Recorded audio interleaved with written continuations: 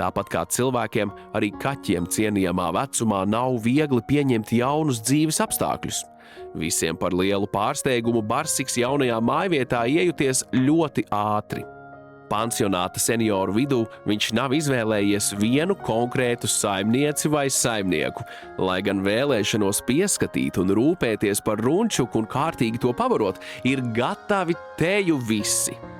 Kā arī greko un iet gultās arī. Ne pie viena seniora, bet pie kādiem 5, varbūt 6.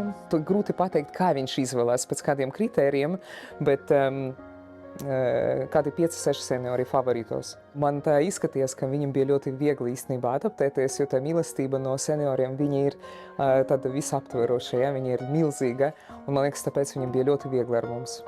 Barsiks pats uzskata sevi par pilntiesīgu pansionāta iemītnieku un izvēlas iet tur, kur pašam patīk.